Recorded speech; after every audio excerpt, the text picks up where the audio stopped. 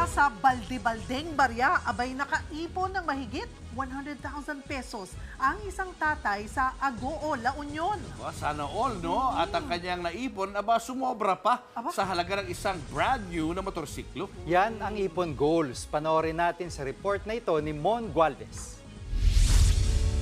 Kakasaka ba sa Ipon Challenge ngayong 2025? Kahit barya-barya lang, kapag naipon, malaking halaga yan.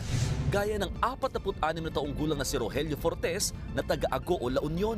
Actually, hindi po sa timba nakalagay yun. Nag-ipon ako doon sa secret na lalagyan kasi para hindi nila alam. May-ari siya ng isang sari-sari store habang ang kanyang asawa ay isang OFW.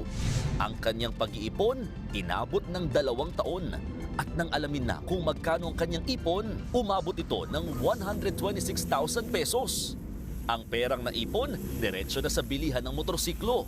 Sa bigat ng barya, kinailangan pang itulak at buhati ng 2 tao. Pero ang biniling motor ni Mang Rogelio, hindi para sa sarili, kundi para sa anak na nakakuha ng mataas na grado sa school. Hindi ko po expect na mabibilan niya po ng motor kasi wala din po sinabi sa akin. Sabi lang niya po, yung pera pong naipon is pang lang po dito po sa bahay, kung pang-ikot na gastusin po gano'n.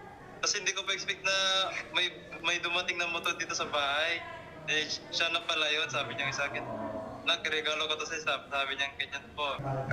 Natuwa na rin ako kasi nagtangumpay ako sa challenge ko. Payo niya sa mga gustong kumasa sa Ipon Challenge, hindi mahalaga kung magkano ang iuhulog. Ang importante, tuloy-tuloy lang. Nagbabalita mula sa Frontline, Mon Gualvez, News 5.